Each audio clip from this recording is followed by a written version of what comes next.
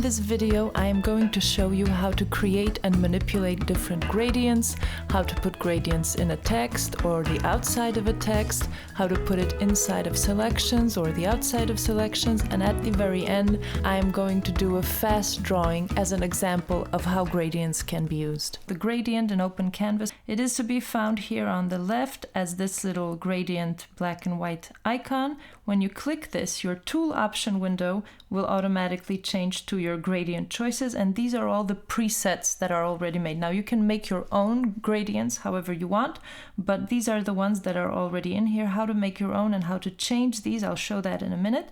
But first I'll just show the basic commands that are available in this. So the colors that you see here are mostly going to be the foreground to background, and you choose those by the colors on your color ring. So the foreground, you click this and you choose your foreground color. For the background, you click the back square and you choose your background color. And when you have those two chosen, then these gradients will be with those colors. Then later on, you can of course mess around with that however you want. The first one is called foreground to background, and that's basically just the foreground color to the background color.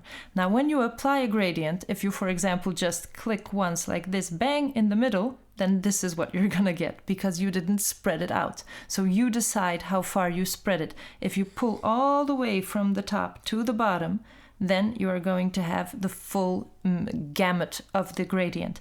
If you just put a little line like this from here to here and then let go, then the gradient is going to be much smaller and the rest is going to be the full color. Now what you can also immediately change is if you want the gradient to be from the middle to the sides. So again, we're going to see how that looks. And if you want it to be infinite, that is, it repeats itself. Now, this is a tricky one because if you have this on, you think it's going to make those stripes right away. And if you just pull your pencil like the regular way, it just does it one time. So if you really want the striped look, then you just have to pull it a little bit. Just make a little one. And that way, it'll repeat, repeat, repeat, repeat. So we're going to get rid of that. So this is the first one. The second one is transparent to foreground. Now I've put on a background picture so we can see how that works. So it's just going to be one side transparent and the other the foreground color coming in gradually. And again, if you want it to be less, then just start from here, go down here, you'll just have a little bit of this gradient. And you can do this several times. So for example, you can change your foreground color to another color and say, okay, and now I want to do it again. So it'll be the top, it'll be a different color, and then you can choose your green and you can do it again. And that way you can do every side in a different color. Now let's clear all this. The next one is also transparent to foreground, but this one has like these increments. So let's pick a color that is a little bit more visible, a little stronger. So the increments work like this, that instead of a smooth gradient, you're gonna have these like bits like this. And you can make those on your own. I'll show you how to do that later on. But this is something that exists in most of the gradients. So you can see here you have one like that. Then if you go into the settings, then you'll see exactly how they're built. So I'm not going to show each and every one of them, but every one that you see that has like this little grid pattern, this little check mark, checkers pattern on one side, that is a transparent to something gradient. And basically now if you want to change more things here, also you can have, so opacity, you can decide how opaque you want it. So for example, if you take this fully covering gradient on this photo, but you run the opacity down, then you'll have a gradient that is very much transparent. So you'll see through it. So that's what you decide with opacity. And then repeat is again, how many times you have those stripes. If you want to have them, you have to do it like this, just a little bit to allow it to repeat. And the number of times that you've decided, so here is 2, but if you do many, many, many times, then you'll have lots of repetitions. These are the basic shortcut commands that you can use here. Unique is actually something I can't figure out what the hell it means. It doesn't change anything in any situation. So when I figure it out, I'll append the video. So if you want to manipulate the gradient, change the colors, change the distances of the colors and add more colors and so on, the only way to do that, there is no window, no gradient window under Windows, unfortunately. The only way to do it is either double click on whichever gradient you want to manipulate, or go on this hamburger on the top right and click either edit gradient or new gradient. Now, if you don't want to mess up the old settings of this gradient, new gradient is a good one, because that way it just creates a new one and doesn't change the one you had before. So this created another gradient called tequila because I called it that. And so now you can change the name. So you say weird gradient, right? Because you're expecting bad things. And here you can click apply, or you can do that later. And now what can we change? For first thing is the colors. So the one that you're working with, the color that you're changing is the little square, I don't know, rhomboid that is blue. So you can see when I click this one becomes blue, this one becomes gray. Click this was blue. And the basic setting is also always working with the foreground and the background. So like I said, those are the colors you set in the color wheel. So here you just decide, okay, left one is going to be foreground, right one is going to be background. Now, if you don't want that, for example, you want to work with your colors, you don't want to have hassles with always keeping them the same way, then you take a fixed color. When you click fixed color here, and whichever one is blue is the one you're changing, then you can double click on this color space, and here you can go up and down, you can decide on your color and then click OK. Then you click the other side, and again you say fixed color, you double click on the color and you go down and you say, well, okay. So now you've completely changed it. Now let's say we want more colors in our gradient. All we need to do is just click with our pencil in any place here. It'll make a new little rhomboid here, little diamond or whatever we want to call it. And again, same procedure, you click on the colors, you go down, you go up, and you click OK. And it will make another one. You click here, you click again on the color, go here, and you say OK. And you can do however many you want of these. Now to remove one, let's say you made too many or you don't like it, you just click on it so it turns blue and you shove it out. So you just like throw it out of the line.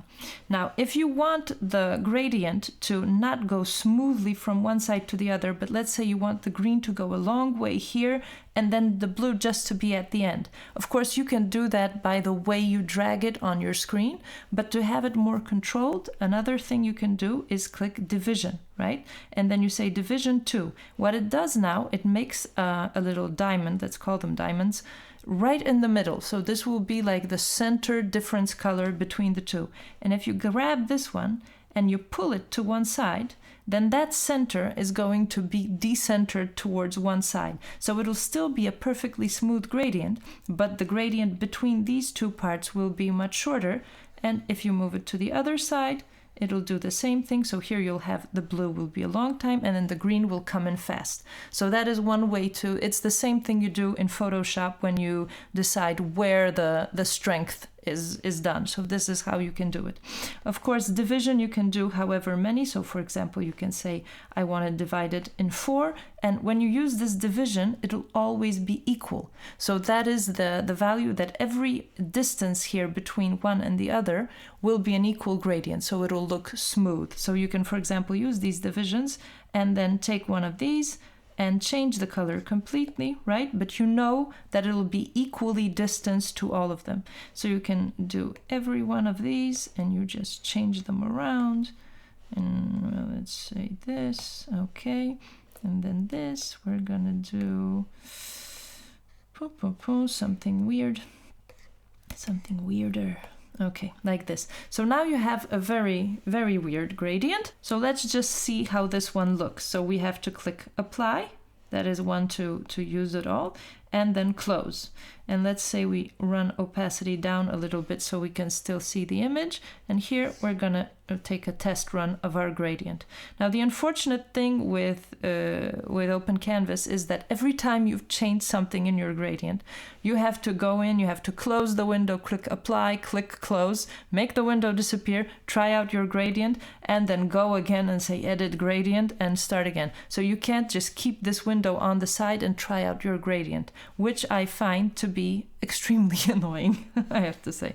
Anyway, but that's how it is. If you want to change things around also with the colors more quickly, there is a teensy-weensy arrow here, and if you click on this, the diamond that you have selected will be affected by these decisions. And for example, if you say, well, this one, copy right color, so you have the green one selected, and it will copy the one to the right of it, like this, and you immediately have the same color. You can also exchange the colors that are next to each other. So I have the blue one clicked, the blue one is blue on the blue, and you say exchange left, and then the white moves over to the right. These two have changed with each other. So these are like quick commands if you want the exact color that you already have, but you want to change its position. You can, of course, set the position of the selected diamond here by just writing in a position, so you can say 44% and you can see it moves, or you can just say this one and you say move center, and that will move it directly at the center between the two other dots. Now when it comes to these, let's call them choppy gradients like this, and you can see there are also here, when you can see the names, it says foreground 6, which means divided in 6 pieces. That's how they name them. So how to make one of these, I'm gonna just show you, because when you... Let's use this as an example. So here I've made this gradient with these different colors, and now this part down here, it seems like it doesn't work, right? You can't use it, you can't click it, nothing happens.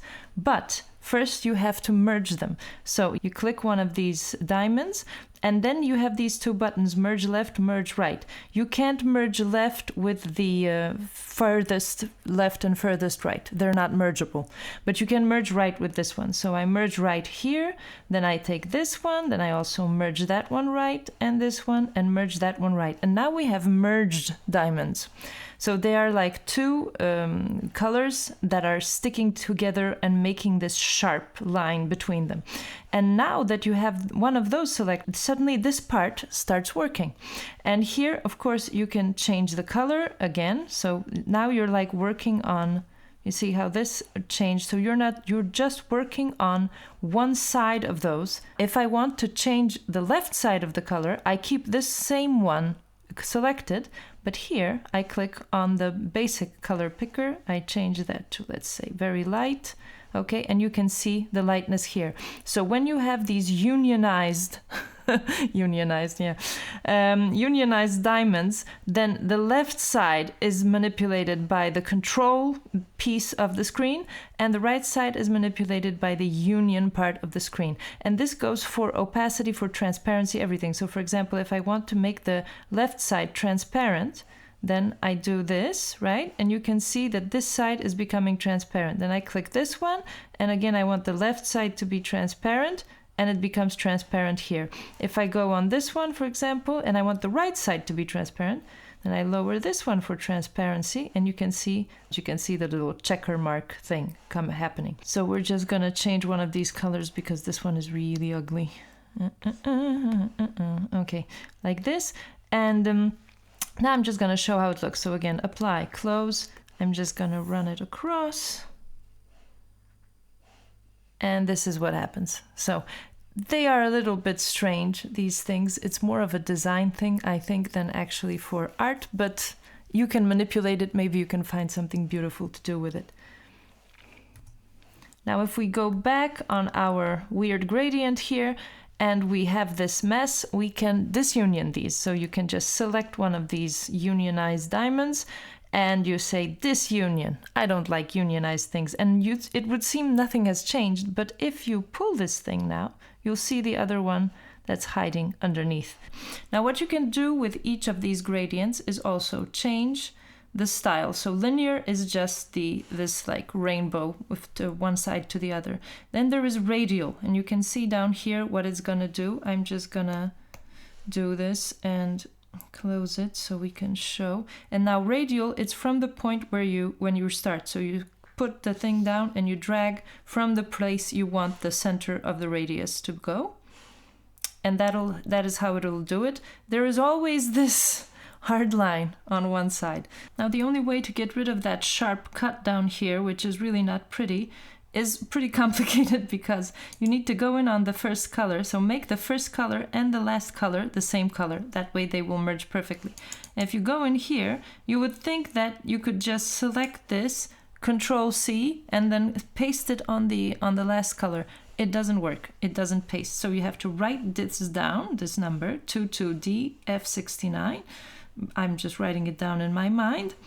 And okay, 22DF69. And then you go down here and you go 22DF69, right? And you have exactly the same color. And then you say okay, and then take the sliders that are on the sides so that one won't be so humongous.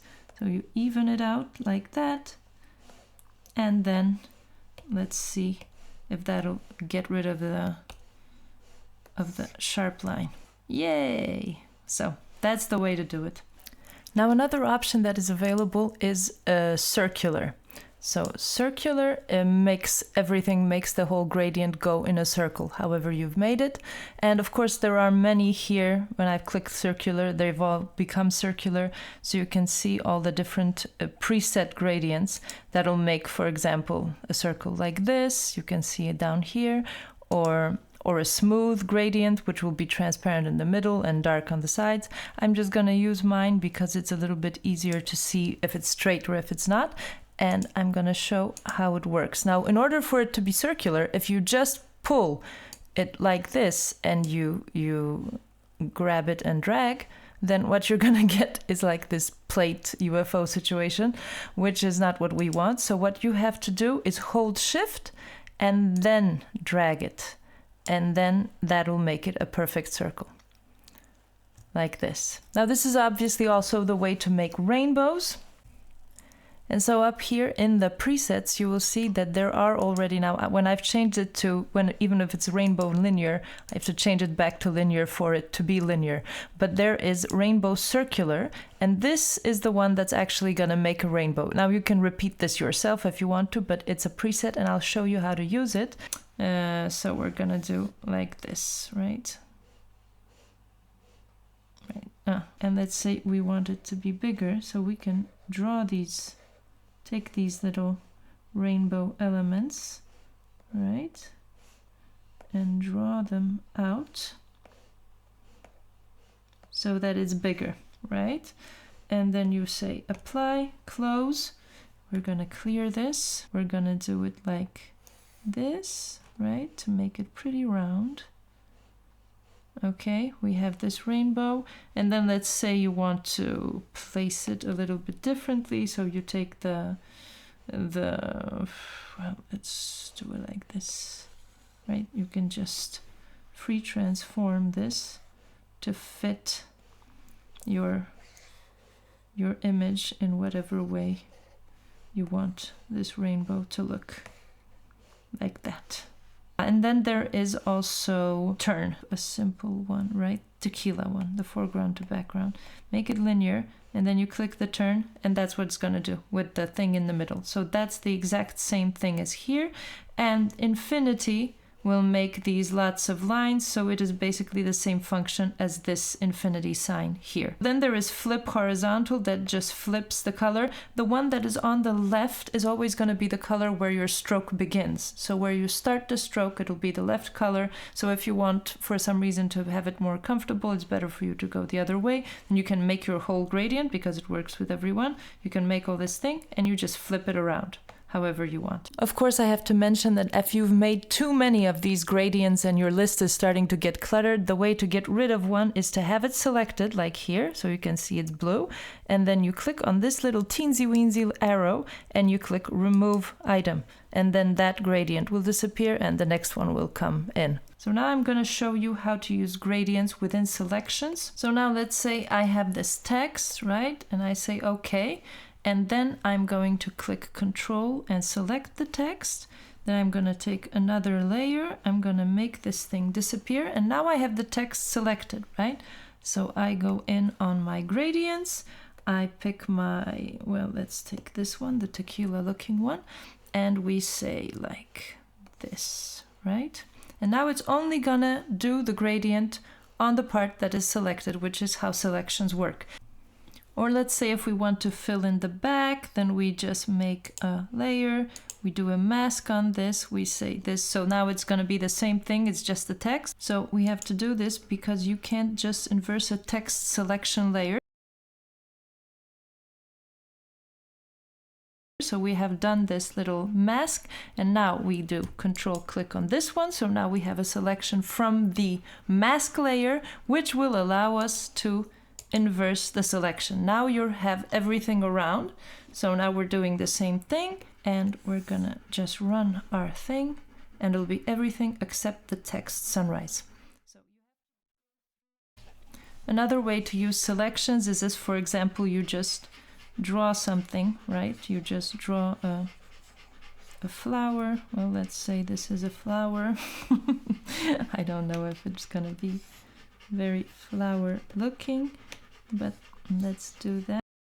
It's not very beautiful, but it will serve as an example. And then you can just take your gradient and run it like this. So you have it on the inside, or let's undo that. Or we can do the same thing, select, inverse, now you have the outside, and now you do, and I'm running because I have the radial gradients, so I'm running the circle from the middle. And then you have the outside. But what if you wanted to have a multitude of colors like this, and you wanted transparency to be somewhere in the middle? So then you go in and you say, well, let's say new gradient, right? And for example, I want this thing and this part to be more transparent. So the side ones are opaque, but the middle. So when you're on one of these, you just lower the opacity for each one of these.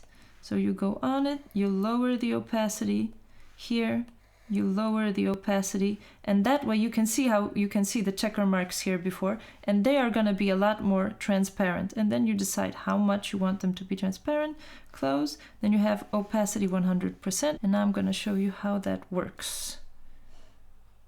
Like this.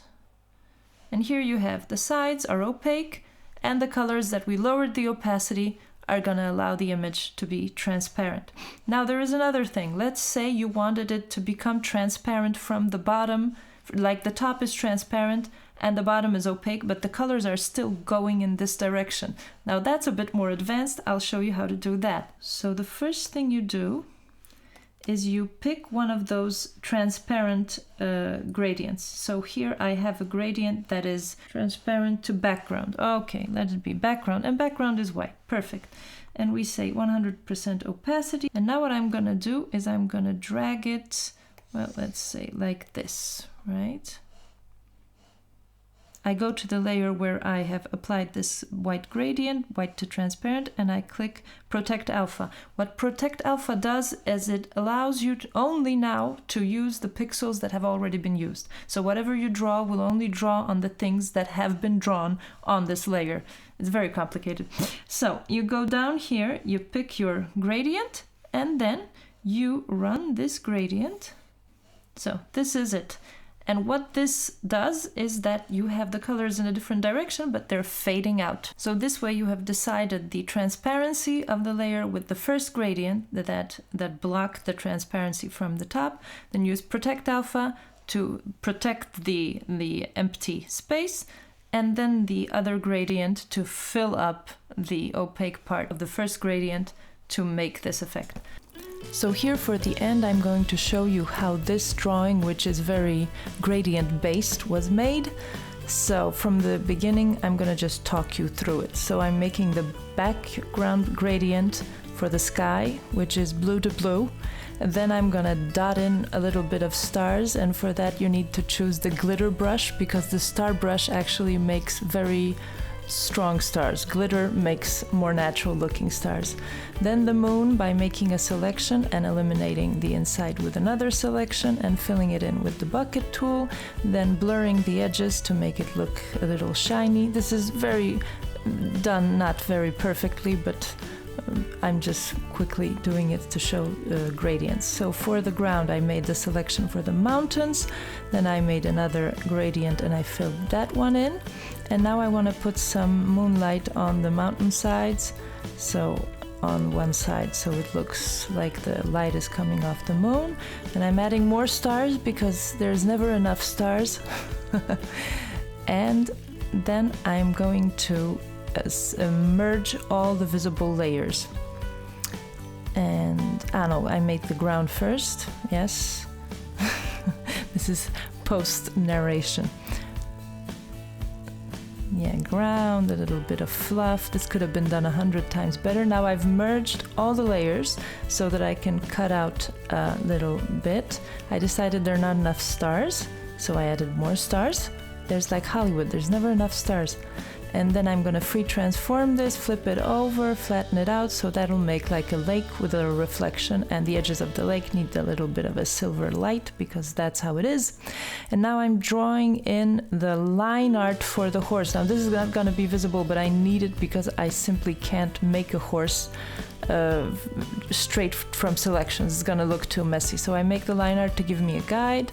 It's gonna be a winged horse, obviously, because we're going for realistic. And I can never get the wings right in the first try. So there we are, and now I take my selection tool and I select out the outlines of the horse. And the reason I am selecting the horse is because if you want to use the gradient or the bucket tool, then you're always gonna need a selection. You can't dunk directly into a drawing, even if you made it very, very well. So here, and I am picking my selection, and it's a radial selection, so it's gonna go like in different directions, and I've dunked it into my horse selected area. Now I'm correcting my selection because I think the horse looks like a punk rocker. So I'm doing some corrections, and I'm cleaning up that which went outside, and then I'm dunking it again. And still all the time the background is faded, so when I was drawing the horse, so now I'm bringing back the real colors. And now I am doing another selection inside, so this horse is going to be Chinese decorated. So it's another area of selection, and down on the bottom left you can see my selection panel also, so I have all these selections alive so I can go back to them. I have another video about selections that explains all this. And now I'm filling in the second selection with another gradient that I'm messing in all kinds of directions, and it's never really good. Yeah. And now when I've done all of this, I am getting my luminescence brush, and I'm trying to just paint on some shine from the moon on adequate places in the little pony. And now I am doing... What the hell am I doing now? I made a transparent to color to transparent selection, and now I'm changing the color, and I'm trying to just do like one direction, so it's not gonna move the other bit because it's transparent. And now I'm doing a separate selection for the Karate Kid bandana on the horse. I don't know what that is. And here I am messing around with the colors of the horse a little bit more, and I'm starting to rub out some of the horse so that you can see the stars through him. Now I'm going to duplicate, this is what I did, the horse, so the layer of the horse. So now I can manipulate the strength of the colors and just erase. Now I'm erasing one of the layers, but I have the other layer safeguarded, and then I can play with the opacity to decide how strong and how bright the horse is going to be. So I can rub it out to show the stars behind him, and also I have one protective layer. So that's pretty much it. This is a quickie drawing, so don't judge me on it, but I like horses.